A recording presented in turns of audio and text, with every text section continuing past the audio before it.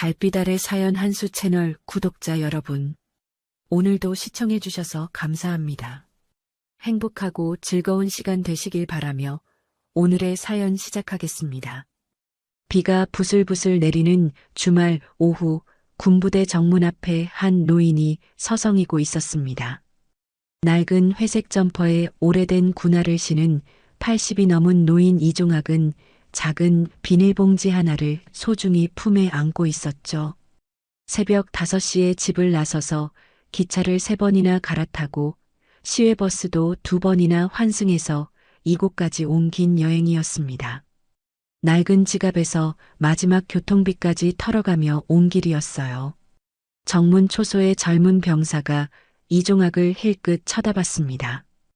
허름한 차림새가 눈에 거슬렸지만 면회객이라고 하니 그냥 통과시켜줬어요. 이종학은 정문을 지나며 가슴이 두근거렸습니다. 3달 만에 보는 손자 이연우가 얼마나 반가워할지 벌써부터 상상만 해도 기뻤거든요. 점퍼 주머니 속에서 군번줄이 차가운 금속 느낌으로 만져졌지만 굳이 꺼낼 생각은 없었습니다. 면회실로 향하는 복도는 깔끔하게 정리되어 있었어요. 벽에는 부대의 역사와 훈련 사진들이 걸려 있었습니다. 젊은 병사들이 훈련하는 모습, 각종 무기와 장비들이 전시된 사진을 보며 이종학은 걸음을 멈췄어요. 가슴 깊은 곳에서 무언가가 뜨거워졌지만 지금은 그저 평범한 할아버지일 뿐이었죠. 손자를 만나러 온 할아버지 말입니다. 면회 대기실에는 이미 많은 사람들이 앉아 있었습니다. 깔끔한 정장을 입은 중년 아버지들, 예쁘게 화장하고 고급 핸드백을 든 어머니들, 그리고 연인으로 보이는 젊은 여성들이 예쁜 도시락, 가방을 들고 앉아 있었어요. 모두들 단정한 옷차림에 정성스럽게 준비한 음식들을 가지고 와 있었습니다. 브랜드 옷을 입고 반짝반짝 윤이 나는 구두를 신고 고급 시계를 찬 사람들이 대부분이었죠. 그들 사이에서 이종학의 모습은 유독 눈에 띄었어요. 낡은 점퍼의 지퍼는 반쯤 고장 나 있었고 소매 부분은 실밥이 풀어져 있었습니다. 군화는 세월의 흔적으로 가죽이 달아 있었고 곳곳에 스크래치가 나 있었어요. 하지만 그 군화만큼은 반들반들 윤이 나도록 닦아서 왔습니다. 이른 새벽부터 구두약을 발라가며 정성스럽게 손질했거든요. 다른 면회객들의 시선이 따가웠습니다. 수군거리는 소리도 들렸어요. 저분 뭐야? 복장이 너무 이상한데? 여기가 어딘 줄 알고 저렇게 오시나? 하지만 이종학은 그런 시선들을 전혀 의식하지 않았어요. 오직 비닐봉지 속 도시락만 확인하며 혼자 미소를 지었습니다. 새벽 4시부터 일어나서 손수 만든 김밥이 들어있었어요. 우엉, 단무지, 계란말이를 넣고 참기름을 살짝 발라 고소하게 만들었습니다. 이연우가 어릴 때부터 좋아했던 멸치볶음도 따로 통에 담아왔어요. 젓가락질이 서툴던 어린 이연우가 할아버지 멸치 맛있어요 라며 웃던 모습이 떠올랐습니다. 깍두기도 직접 담근 것으로 가져왔어요. 간이 조금 세긴 했지만 손자가 좋아할 거라고 생각했습니다. 비닐봉지 한쪽에는 조그만 편지 봉투도 들어 있었어요. 삐뚤빼뚤한 글씨로 정성스럽게 쓴 편지였습니다. 현우야, 할아버지는 내가 자랑스럽다. 늘 건강해라. 밥 잘 챙겨 먹고 감기 걸리지 마라. 몇 번이고 다시 써가며 만든 편지였어요. 시계를 보니 면회 시간이 다가오고 있었습니다. 이종학은 손을 털고 옷매를 다듬었어요. 비록 낡은 옷이지만 최대한 단정히 보이려고 노력했습니다. 점퍼 지퍼를 끝까지 올리고 군화끈을 다시 한번 단단히 묶었어요. 다른 면회객들의 대화 소리가 귓가에 들렸습니다. 우리 아들 이번에 진급 소식 들었어요. 1등병 달았다더라고요. 저희 딸도 부대에서 모범병사로 선발됐다면서요? 완전 자랑스러워요. 요즘 군대 음식도 좋아졌다던데 그래도 집에서 만든 게 최고죠. 이종학도 자랑할 이야기가 많았습니다. 이현우가 어릴 때 얼마나 총명했는지 공부도 잘하고 효자였던 이야기까지요. 하지만 혼자 온 할아버지에게 말을 걸어오는 사람은 아무도 없었어요. 오히려 시선을 피하는 사람들이 더 많았습니다. 드디어 면회 시간이 되어 병사들이 하나둘 나타나기 시작했어요. 이종학은 목을 길게 빼고 이현우를 찾았습니다. 젊은 병사들이 줄지어 나오는 모습을 보며 가슴이 뛰었어요. 그리고 마침내 익숙한 얼굴이 보였습니다. 키가 조금 더 커 보이고 어깨도 넓어진 이현우였어요. 하지만 이현우의 표정은 예상과 전혀 달랐습니다. 얼굴이 굳어 있었고 걸음걸이도 어색했어요. 주변 병사들과 함께 웃고 떠들며 나올 줄 알았는데 혼자서 무거운 발걸음으로 걸어오고 있었습니다. 이현우의 눈에는 당황스러운 기색이 역력했어요. 이현우가 이종학이 앉은 테이블로 다가왔습니다. 하지만 자리에 앉자마자 고개를 푹 숙여버렸어요. 인사도 없이 한참 동안 말이 없었습니다. 주변에서 다른 병사들이 킥킥거리며 속닥거리는 소리가 점점 커졌어요. 야, 저기 봐. 저 할아버지 복장 좀 봐. 완전 촌스럽다. 여기가 어딘 줄 알고? 이등병 진짜 창피하겠네. 나라면 모른 척 할 것 같은데. 이종학의 가슴이 조금씩 무거워졌습니다. 하지만 여전히 손자가 반가워할 거라는 희망을 놓지 않았어요. 비닐봉지를 테이블 위에 올려놓으며 환하게 미소를 지었습니다. 현우야, 할아버지다. 많이 컸구나. 군대 생활은 어떠니? 이현우는 여전히 고개를 들지 않았어요. 주먹을 꽉 쥔 채 떨리는 목소리로 간신히 입을 열었습니다. 할아버지. 그 한마디에 이미 거절의 기운이 담겨 있었어요.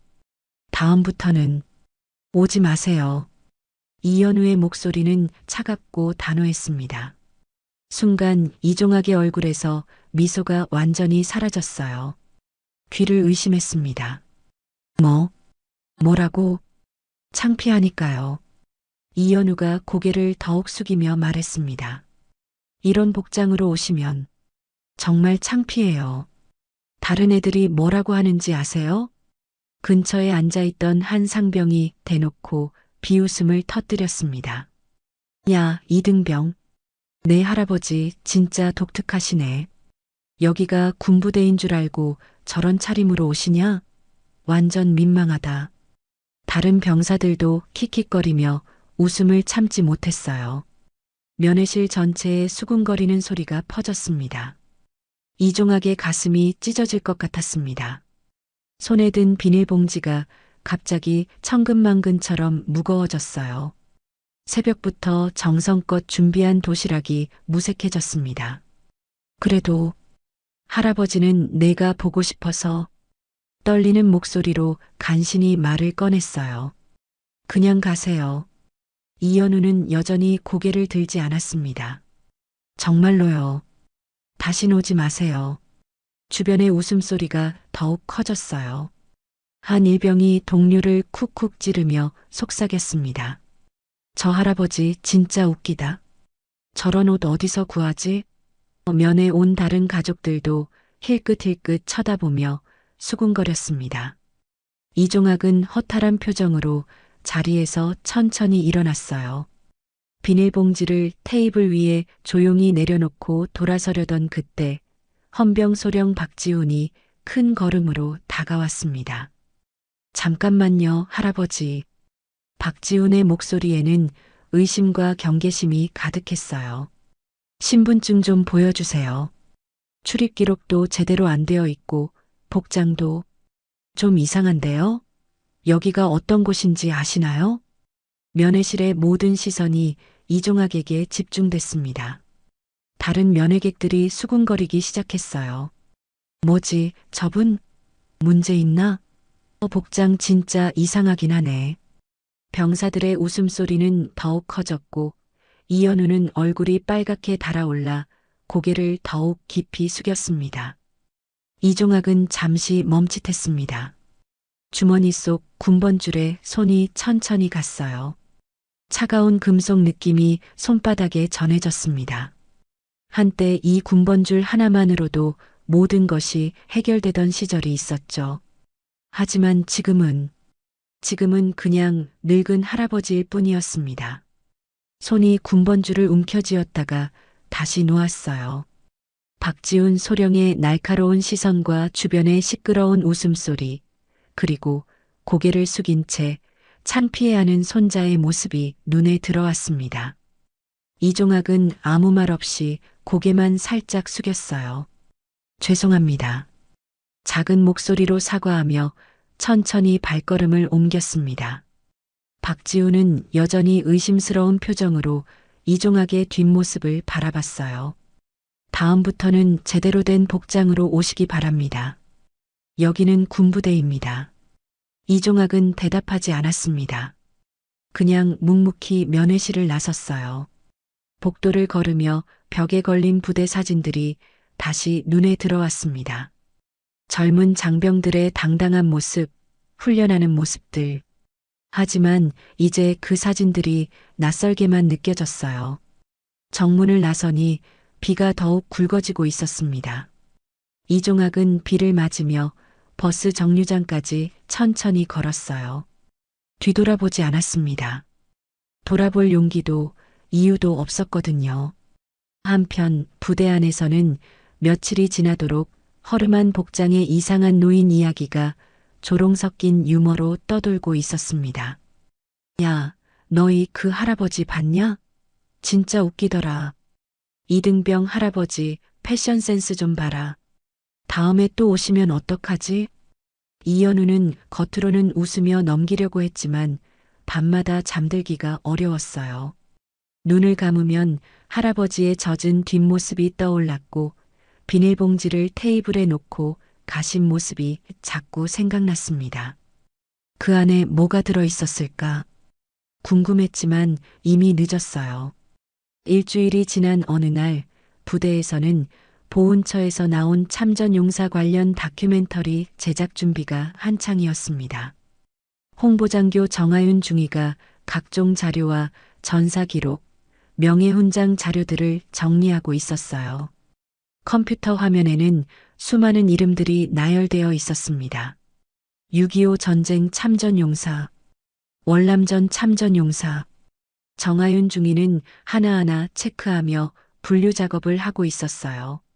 그러다가 한 이름에서 손이 멈췄습니다. 이종학 장군? 화면을 다시 자세히 들여다봤어요. 분명히 며칠 전 면회실에서 소란이 일었던 그 할아버지와 같은 이름이었습니다. 하지만 컴퓨터에 나온 정보는 상상을 초월했어요. 6.25 전쟁 당시 봉화고지 방어전 지휘, 충무무 공훈장 수훈, 특수작전사단 창설 사단장. 정하윤 중위의 손이 마우스 위에서 떨렸습니다. 더 자세한 기록을 찾아봤어요. 이종학은 단순한 참전 용사가 아니었습니다.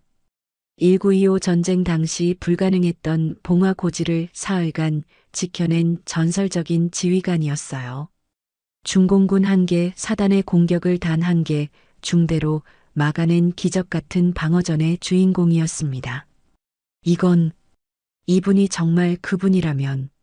정하윤 중위는 급히 사단장실로 달려갔습니다. 정하윤 중위는 급히 복도를 뛰어가며 손에 든 자료를 다시 한번 확인했습니다. 분명히 틀림없었어요. 이종학 예비역 중장, 봉화고지 방어전의 영웅. 컴퓨터 화면에 나타난 흑백 사진 속 젊은 장교의 모습과 며칠 전 면회실에서 본 그 할아버지의 얼굴이 겹쳐졌습니다. 사단장실 문을 두드리며 가슴이 두근거렸어요. 들어오세요. 안에서 굵직한 목소리가 들려왔습니다. 강대성 투스타 사단장이 책상에서 서류를 검토하고 있었어요. 사단장님, 급히 보고드릴 일이 있습니다. 정하윤 중위의 목소리가 떨렸습니다. 뭔 일인가? 강대성 사단장이 안경을 벗으며 고개를 들었어요. 며칠 전 면회실에서 소란이 일었던 그 할아버지 말입니다. 혹시 기억하십니까? 정하윤 중위가 자료를 내밀었습니다. 강대성 사단장은 잠시 생각하더니 고개를 끄덕였어요. 아, 헌병대에서 보고받았지. 복장이 이상해서 제지했다던 그분? 그분이 이종학 예비역 중장님입니다. 정하윤 중위가 컴퓨터 화면을 가리키며 말했어요.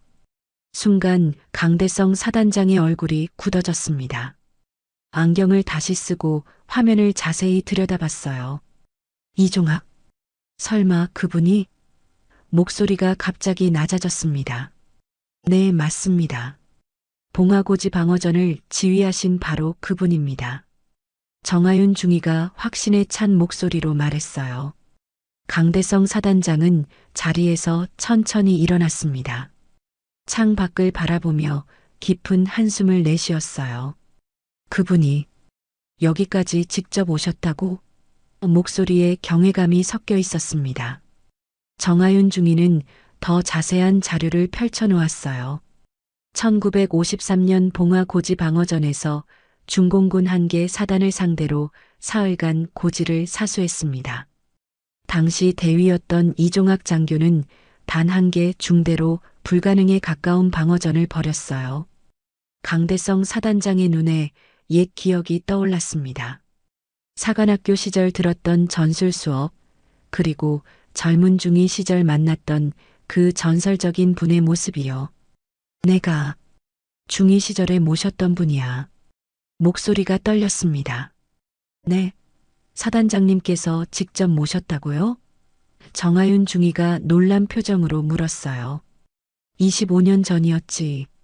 당시 나는 갓 임관한 중이었고 그분은 연대장으로 부임해 오셨어. 강대성 사단장이 의자에 앉으며 회상했습니다. 첫날부터 마지막 날까지 그분만큼 존경스러운 지휘관은 없었어. 정하윤 중위는 더 많은 자료를 찾아보았습니다. 특수작전사단 창설에도 관여하셨고 수많은 후배 장교들을 키워내신 분이네요. 그런데 말을 멈췄어요. 그런데 뭔가? 강대성 사단장이 물었습니다. 현재 거주지 주소를 보니 상당히 열악한 지역이네요. 그리고 가족관계를 보면 정하윤 중위가 화면을 스크롤하며 말했어요. 손자가 현재 우리 부대에 복무 중입니다. 이현우 이등병이요.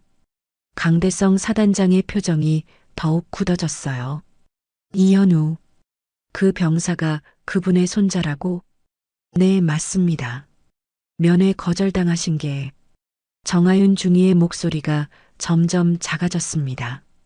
한편 병영에서는 여전히 허름한 복장의 이상한 노인 이야기가 농담거리로 떠돌고 있었어요. 내무반에서 병사들이 모여 앉아 수다를 떨고 있었습니다. 야, 이등병.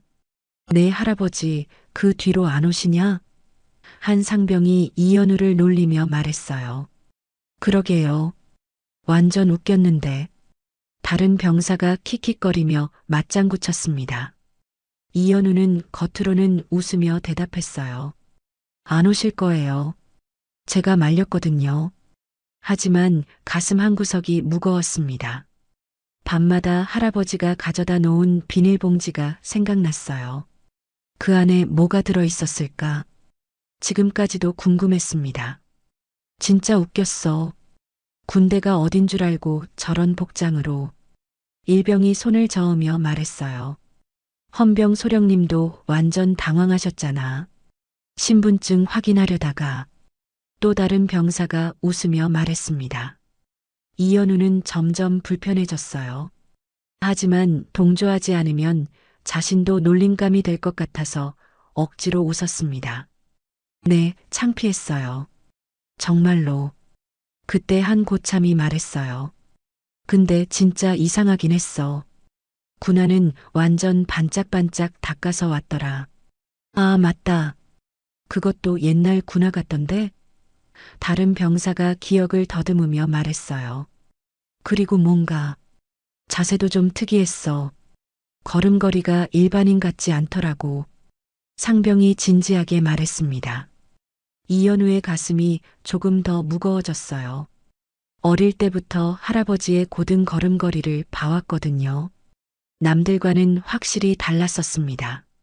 하지만 그런 기억들을 억지로 밀어냈어요. 밤이 되어 소등 후 이연우는 침대에 누워 천장을 바라봤습니다. 할아버지의 젖은 뒷모습이 자꾸 떠올랐어요.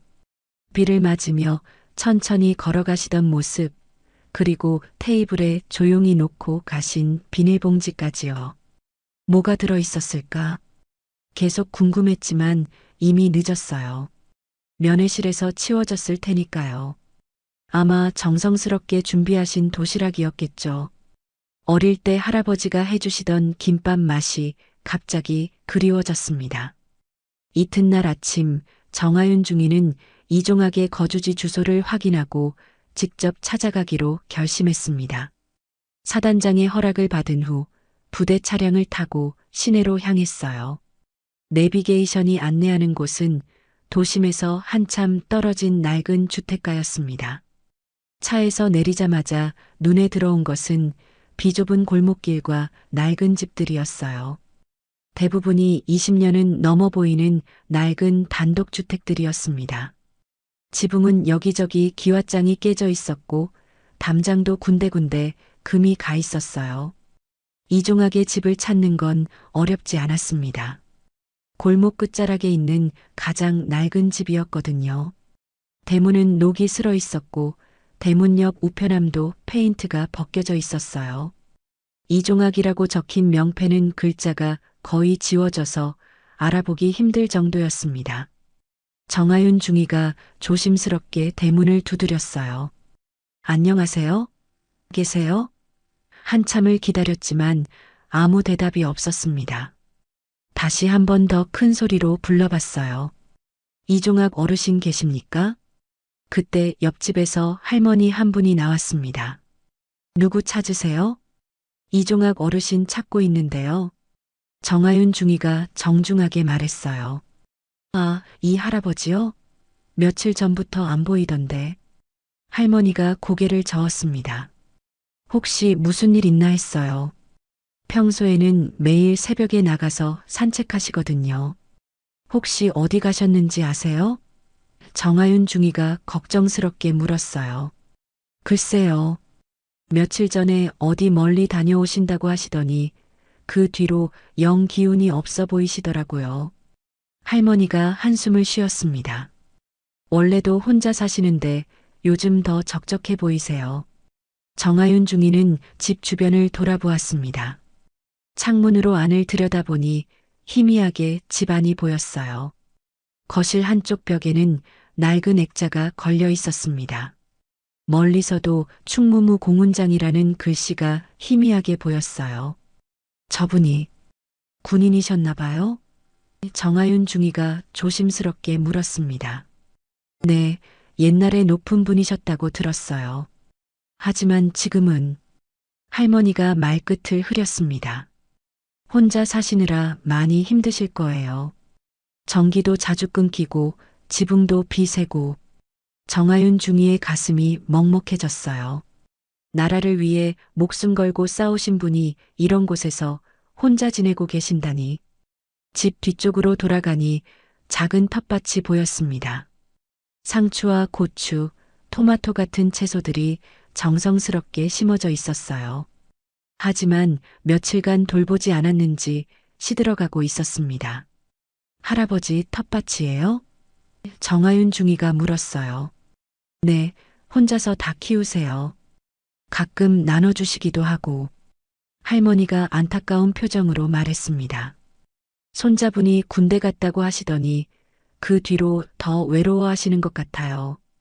정하윤 중위는 다시 집 앞으로 돌아와서 창문을 자세히 들여다봤어요.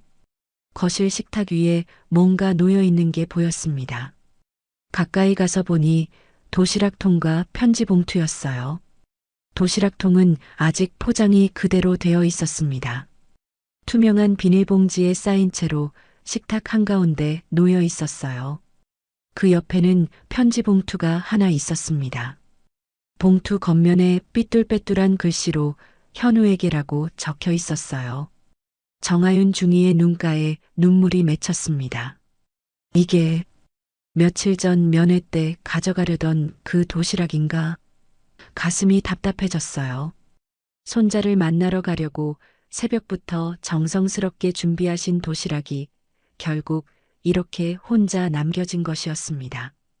할머니, 혹시 할아버지 언제쯤 들어오실까요?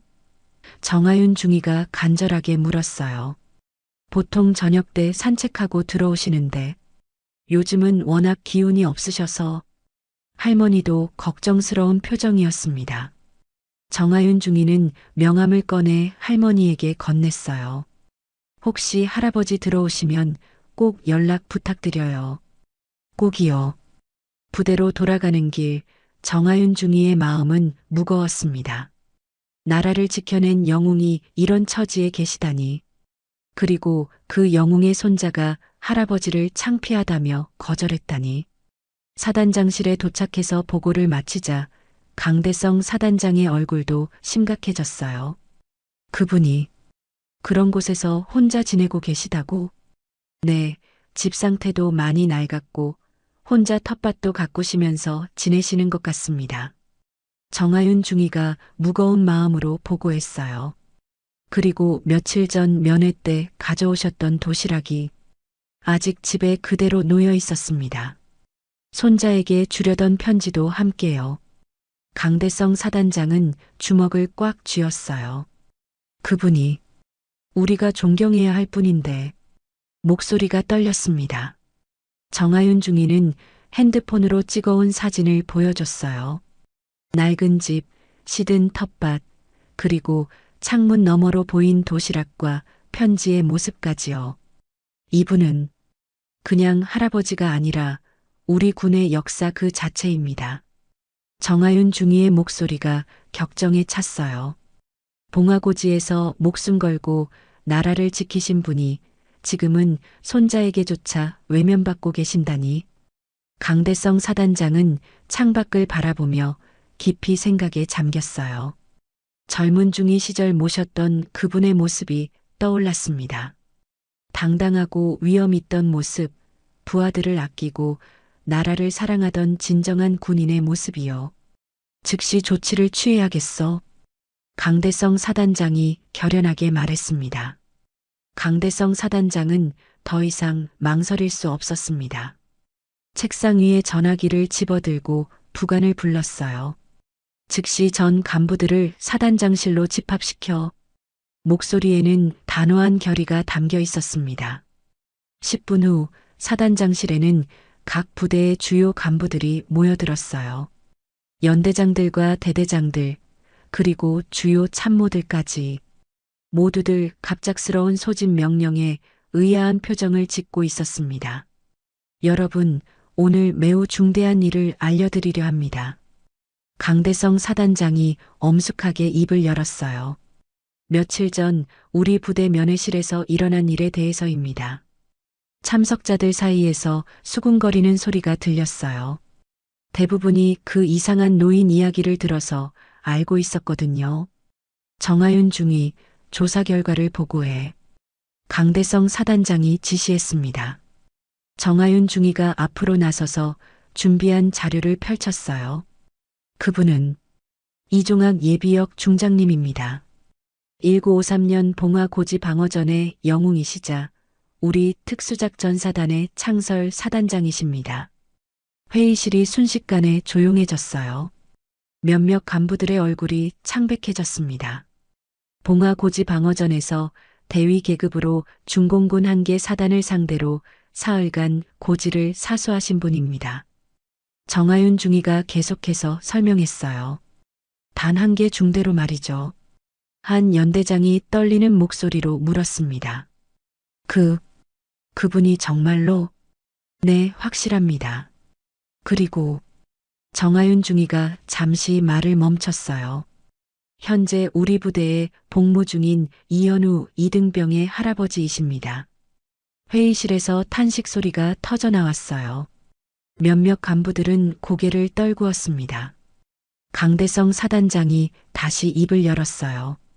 그분이 손자를 만나러 오셨는데 복장이 초라하다는 이유로 조롱을 받으셨습니다. 심지어 헌병대에서는 신분 확인까지 요구했어요. 박지훈 헌병 소령의 얼굴이 완전히 새하얘졌습니다. 며칠 전 자신이 했던 행동들이 떠올랐거든요. 의심스러운 눈빛으로 바라보며 신분증을 요구했던 것, 복장을 지적했던 것들이요. 더욱 가슴 아픈 것은 강대성 사단장의 목소리가 무거워졌어요. 손자인 이현우 이등병이 할아버지께 창피하니까 오지 마라고 말했다는 것입니다. 회의실은 완전한 정적에 휩싸였습니다. 누구도 감히 말을 할 수 없었어요. 이것은 단순한 실수가 아닙니다. 강대성 사단장이 벌떡 일어났어요. 우리 군의 역사이자 영웅이신 분을 모독한 것입니다. 더 이상 이런 일이 있어서는 안 됩니다. 한 대대장이 조심스럽게 손을 들었어요. 사단장님, 어떻게 해야 할까요? 강대성 사단장은 창밖을 바라보며 깊이 생각했습니다. 젊은 중위 시절 그분께서 해주셨던 말씀이 떠올랐어요. 진정한 군인은 계급장이 아니라 마음으로 구별되는 법이다. 그때 그 말씀의 의미를 이제야 제대로 이해할 것 같았습니다. 즉시 전 부대 장병은 비상집결합니다. 강대성 사단장이 결단을 내렸어요. 모든 훈련을 중단하고 집결 준비를 하십시오. 사단장님, 무슨 특별한 일이 있습니까? 한 연대장이 물었어요. 우리가 마땅히 해야 할 일을 하는 것입니다. 강대성 사단장의 목소리에는 확신이 담겨 있었어요. 정하윤 중위는 즉시 이종학 장군님을 모셔오십시오. 정중하게 말씀드리고 꼭 모셔와야 합니다. 네, 알겠습니다. 정하윤 중위가 힘찬 목소리로 대답했어요. 그리고 헌병대장, 강대성 사단장이 박지훈 소령을 바라봤어요. 네, 사단장님. 박지훈 소령이 떨리는 목소리로 대답했습니다. 이번 일에 대해서는 따로 이야기하겠습니다. 하지만 지금 당장 해야 할 일이 있어요. 강대성 사단장의 눈빛이 날카로웠어요. 모든 장병들에게 공지하십시오. 특별한 분이 오신다고. 1시간 후 부대 전체에 비상집결 명령이 떨어졌어요. 훈련장에서 땀을 흘리던 병사들도, 내무반에서 휴식을 취하던 병사들도 모두 급히 집결했습니다. 뭐야, 갑자기 무슨 일이야? 병사들이 웅성거렸어요. 무슨 VIP라도 오나? 국방장관이라도? 아니면 사단장 교체 행사? 이현우도 다른 병사들과 함께 집결 장소로 향했어요. 하지만 마음 한구석이 무거웠습니다. 며칠 전부터 계속 할아버지 생각이 떠올랐거든요. 특히 밤에 잠들기 전이면 할아버지의 젖은 뒷모습이 자꾸 눈에 밟혔어요. 집결 장소인 대강당 앞 광장에는 사단 전체 장병들이 모여들었습니다. 2,000명이 넘는 인원이 정렬하니 장관이었어요. 모두들 무슨 일인지 궁금해하며 웅성거렸습니다. 한편 정하윤 중위는 다시 이종학의 집으로 향하고 있었어요. 이번에는 반드시 모셔와야 한다는 사명감으로 가득했습니다. 나라를 지켜낸 영웅께서 마땅히 받으셔야 할 예우를 드리기 위해서요. 정하윤 중위가 이종학의 집 앞에 도착했을 때는 해가 기울어가고 있었습니다. 다행히 이번에는 집 안에 불빛이 보였어요. 조심스럽게 대문을 두드리며 가슴이 두근거렸습니다. 이종학 장군님 계십니까? 정중한 목소리로 불러봤어요. 한참을 기다린 후 문이 천천히 열렸습니다. 며칠 전보다 더욱 수척해 보이는 이종학이 나타났어요. 낡은 회색 스웨터를 입고 있었고 눈가에는 깊은 피로가 서려 있었습니다. 누구십니까? 이종학이 조심스럽게 물었어요. 안녕하십니다. 저는 특수작전사단 홍보장교 정하윤 중위입니다. 정하윤 중위가 정중하게 경례를 올렸어요. 장군님을 모시러 왔습니다. 이종학의 눈에 당황스러운 빛이 스쳤습니다. 모시러 왔다고요? 저를 왜? 며칠 전 면회실에서 있었던 일에 대해 진심으로 사과드리러 왔습니다. 정하윤 중위의 목소리가 떨렸어요. 그리고 장군님께서 마땅히 받으셔야 할 예우를 드리고자 합니다. 이종학은 여전히 이해할 수 없다는 표정이었어요. 저는 그냥 평범한 할아버지일 뿐입니다. 무슨 장군이라고? 아닙니다. 정하윤 중위가 단호하게 말했어요. 장군님은 봉화고지의 영웅이시며 우리 사단의 창설 사단장이십니다. 저희가 존경해야 할 분이세요. 이종학의 눈가에 놀라움이 스쳤습니다. 오랫동안 아무도 기억해주지 않았던 이름들이 젊은 장교의 입에서 나오고 있었거든요. 부디 저희와 함께 가주십시오. 정하윤 중위가 간절하게 말했어요. 사단 전체 장병들이 기다리고 있습니다. 이종학은 잠시 망설였습니다. 하지만 제 복장이 낡은 스웨터와 바지를 내려다봤어요. 상관없습니다. 장군님의 마음이 중요한 것이지 복장은 중요하지 않습니다. 정하윤 중위가 따뜻하게 말했어요.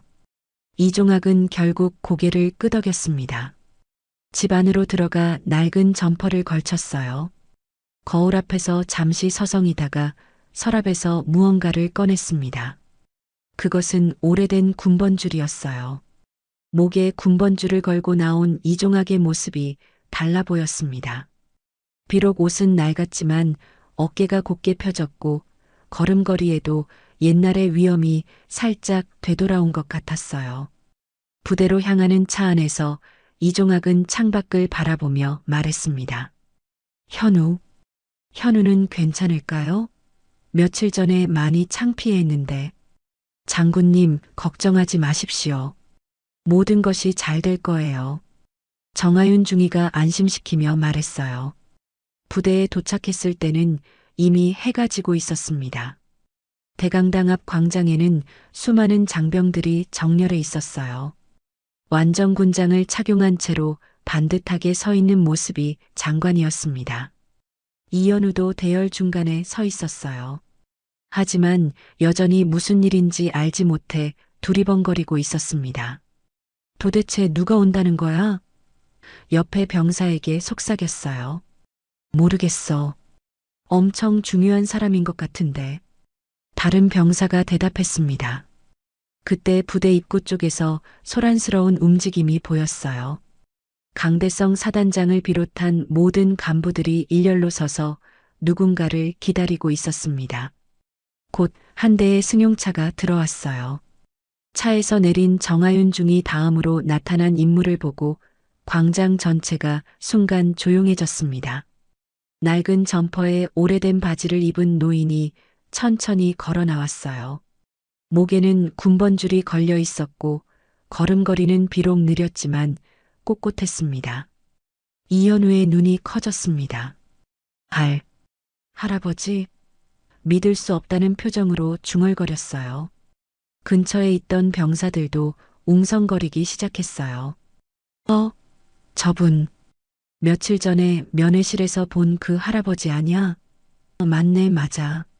그때 그분이야. 하지만 분위기가 며칠 전과는 완전히 달랐습니다.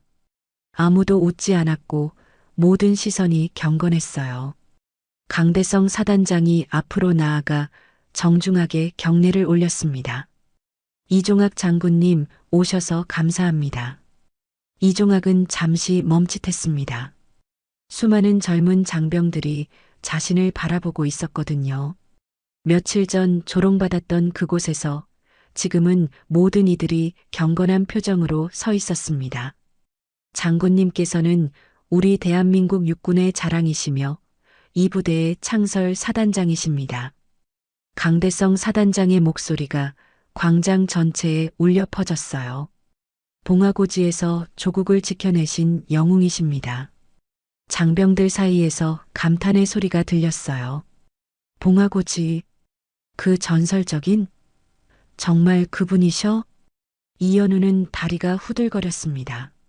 할아버지가 그런 분이셨다고? 어릴 때부터 함께 지내온 할아버지가 영웅이었다니. 강대성 사단장이 큰 소리로 명령했어요. 전 장병, 좌우로 정렬. 우렁찬 발소리가 광장을 가득 메웠습니다. 2천여 명의 장병들이 일사불란하게 정렬했어요. 이종학 장군님께 거수경례. 강대성 사단장의 우렁찬 명령이 광장에 울려 퍼지자 일순간 2천여 명의 장병들이 일제히 손을 올렸습니다. 완전군장을 착용한 젊은 병사들부터 별을 단 장성들까지 모든 이가 한마음으로 올린 경례였어요. 이종학은 그 광경을 보며 잠시 숨을 멈췄습니다. 50여 년의 세월 동안 잊혀졌던 기억들이 물밀듯 밀려왔어요. 젊은 시절 전장에서 함께했던 전우들, 조국을 지키겠다는 일념으로 살아온 긴 세월들이 눈앞에 스쳐갔습니다. 하늘에서는 가랑비가 내리기 시작했어요. 며칠 전 그날처럼 말이죠. 하지만 이번에는 아무도 움직이지 않았습니다. 비를 맞으며 서 있는 2천여 명의 장병들, 그 모든 시선이 이종학을 향해 있었어요. 대열 중간에 서 있던 이현우는 온몸이 떨렸습니다. 할아버지를 바라보는 주변 병사들의 눈빛이 며칠 전과는 완전히 달랐거든요. 조롱과 비웃음 대신 경외감과 존경이 가득했어요. 저분이 정말 봉화고지의 그분이야? 옆에 서 있던 상병이 떨리는 목소리로 속삭였습니다. 대박! 살아계신 전설이네. 다른 병사도 감탄했어요. 이현우의 가슴은 갈기갈기 찢어지는 것 같았습니다. 며칠 전 자신이 한 말들이 떠올랐어요. 창피하니까 오지 마세요. 그 차갑고 잔인했던 말들이 가슴을 후벼 팠습니다. 강대성 사단장이 이종학 앞으로 다가가 정중하게 말했습니다. 장군님, 저희가 깊이 사과드립니다. 며칠 전 있었던 일에 대해서 말씀입니다. 이종학은 고개를 저었어요. 아닙니다, 사단장님. 괜찮습니다. 아닙니다. 결코 괜찮지 않습니다. 강대성 사단장의 목소리에는 단호함이 담겨 있었어요. 장군님께서는 이 나라를 지켜내신 영웅이십니다. 마땅히 받으셔야 할 예우를 받지 못하셨어요. 정하윤 중위가 앞으로 나와 작은 상자를 들고 왔습니다. 상자 안에는 며칠 전 이종학이 집에 두고 간 도시락과 편지가 들어 있었어요. 장군님께서 손자분을 위해 정성스럽게 준비하신 것들입니다. 정하윤 중위가 떨리는 목소리로 말했어요. 아직 그대로 보관하고 있었습니다. 이종학의 눈가에 눈물이 맺혔습니다. 그 작은 도시락 하나에 담긴 할아버지의 정성을 이제라도 알아봐주는 사람들이 있다는 것이 고마웠어요. 그때 대열에서 한 사람이 뛰어나왔습니다. 이현우였어요. 완전군장을 착용한 채로 할아버지 앞까지 뛰어와 무릎을 꿇었습니다. 할아버지. 이현우의 목소리가 광장에 울려 퍼졌어요. 죄송합니다. 정말 죄송합니다. 이종학은 놀라서 손자를 바라봤습니다. 며칠 전 차갑게 돌아섰던 그 손자가 지금은 눈물을 흘리며 무릎을 꿇고 있었어요.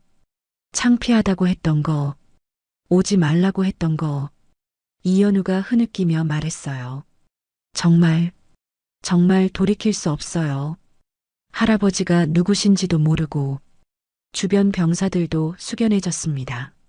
며칠 전 함께 웃고 조롱했던 자신들의 행동이 얼마나 부끄러운 일이었는지 깨달았거든요. 박지훈 헌병 소령도 앞으로 나와 깊이 고개를 숙였어요. 장군님, 저도 깊이 사과드립니다. 며칠 전 제가 한 행동들 용서해 주십시오. 이종학은 천천히 이현우의 어깨에 손을 올렸습니다. 일어나거라, 현우야.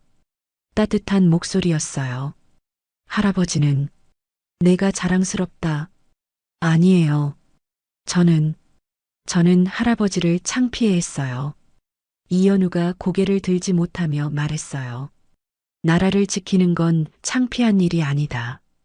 이종학의 목소리에는 깊은 울림이 있었어요. 너도 여기 있는 모든 젊은이들도 나라를 지키고 있잖니. 그게 얼마나 자랑스러운 일인데. 강대성 사단장이 이종학에게 다가와 작은 상자를 건넸습니다. 장군님, 이것은 당연히 장군님께서 받으셔야 할 것입니다. 상자 안에는 새롭게 제작된 충무무 공훈장이 들어 있었어요. 오래된 것을 대신해 새로 만든 것이었습니다. 이 훈장은 지금 이 자리에서 받으셔야 합니다. 강대성 사단장이 정중하게 말했어요. 모든 장병들이 보는 앞에서 말입니다. 이종학의 손이 떨렸습니다. 50여 년 전 받았던 그 훈장의 무게와 의미가 새삼 가슴에 와 닿았어요. 그때는 젊어서 그냥 당연한 것으로 여겼는데 지금은 그 하나하나가 얼마나 소중한 것인지 알 것 같았습니다. 비가 조금씩 거세졌지만 아무도 움직이지 않았어요.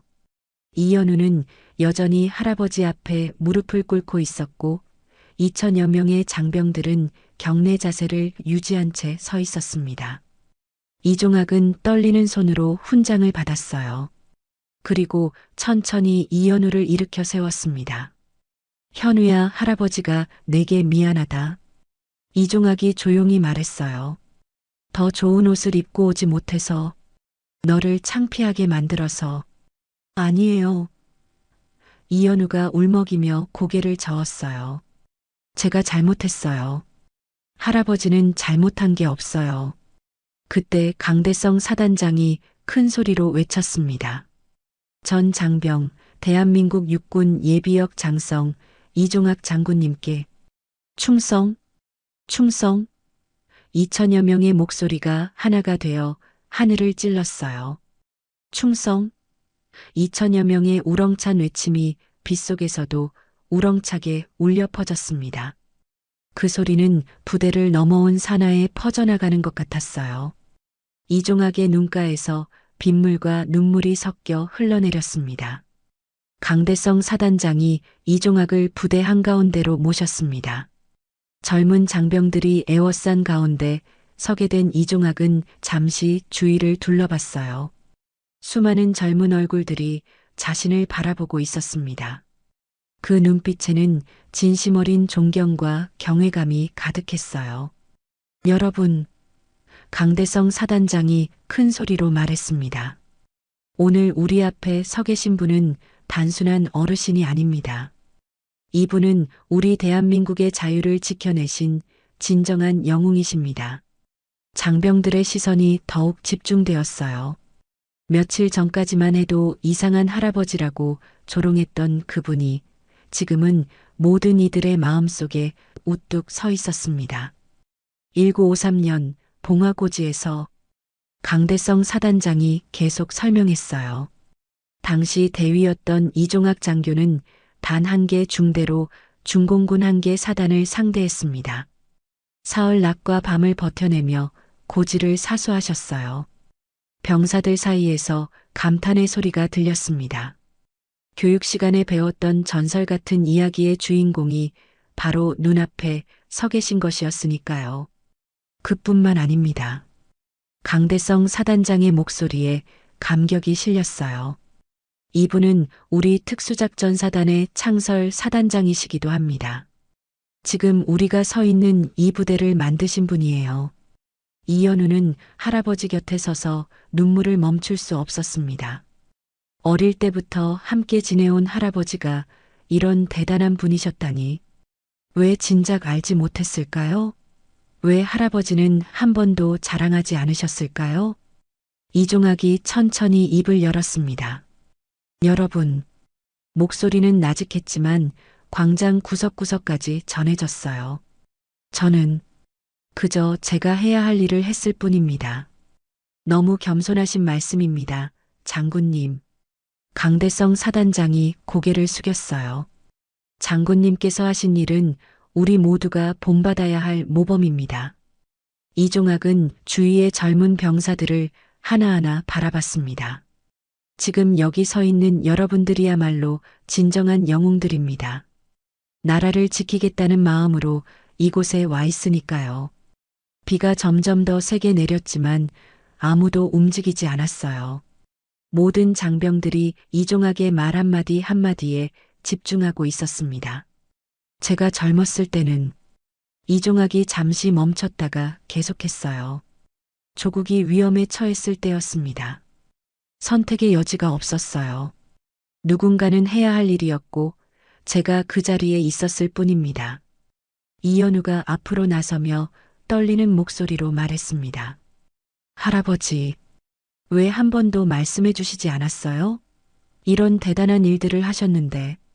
이종학이 손자를 따뜻하게 바라봤어요. 자랑할 일이 아니라고 생각했거든. 그건 그냥 군인이라면 당연히 해야 할 일이었으니까. 정하윤 중위가 앞으로 나와 도시락과 편지를 이현우에게 건넸습니다. 이것들 할아버지께서 정성스럽게 준비하신 것들입니다. 이현우가 도시락을 열어보니 김밥과 계란말이, 멸치볶음이 그대로 들어 있었어요. 며칠이 지났지만 정성스럽게 쌓인 모습 그대로였습니다. 편지 봉투에서 편지를 꺼내 읽는 순간 이현우의 눈에서 눈물이 쏟아졌어요. 현우야, 할아버지는 내가 자랑스럽다. 늘 건강해라. 밥 잘 챙겨 먹고 감기 걸리지 마라. 삐뚤빼뚤한 글씨였지만 그 안에 담긴 할아버지의 사랑이 느껴졌어요. 며칠 전 자신이 얼마나 잔인했는지 그 깨달음이 가슴을 후벼 팠습니다. 강대성 사단장이 다시 큰 소리로 명령했어요. 전 장병, 이종학 장군님을 중앙으로 모시고. 장병들이 일사불란하게 움직여 이종학을 중앙에 모셨습니다. 사방에서 애워싼 젊은 병사들의 얼굴에는 진심 어린 존경이 가득했어요. 이제부터 우리 부대의 모든 장병은 이종학 장군님을 영원히 기억할 것입니다. 강대성 사단장이 엄숙하게 선언했어요. 그리고 장군님께서 보여주신 희생정신과 애국심을 본받을 것입니다. 충성! 다시 한번 우렁찬 외침이 터져나왔어요. 이종학은 천천히 경례 자세를 취했습니다. 비록 몸은 늙었지만 그 경례는 여전히 정확하고 당당했어요. 50여 년 전 젊은 장교였던 그때의 모습이 되살아나는 것 같았습니다. 전 장병, 이종학 장군님께 최종 경례. 2천여 명이 일제히 올린 마지막 경례였어요. 빗속에서도 흔들림 없는 진심이 담긴 경례였습니다. 그 순간만큼은 계급도 나이도 모든 것이 의미 없었어요. 오직 나라를 사랑하는 마음 하나로 뭉쳐진 순간이었습니다. 이종학이 천천히 경례를 받으며 고개를 끄덕였어요. 그의 눈가에는 비와 섞인 눈물이 흘러내렸습니다. 이젠 마음 편히 갈 수 있겠구나. 손자 이현우의 어깨에 손을 얹고 이종학은 조용히 부대를 떠나기 시작했어요. 뒤돌아보지 않고 걸어가는 그의 뒷모습은 더 이상 쓸쓸하지 않았습니다. 당당하고 위엄이 있었어요. 그리고 그를 향해 부대 전체가 다시 한번 경례를 올렸습니다. 진정한 영웅에게 바치는 세상에서 가장 뜻깊은 경례였어요. 비는 여전히 내리고 있었지만 모든 이들의 마음은 따뜻했습니다. 잊혀질 뻔했던 영웅을 다시 기억하게 된 이 순간을 그들은 평생 잊지 못할 것입니다.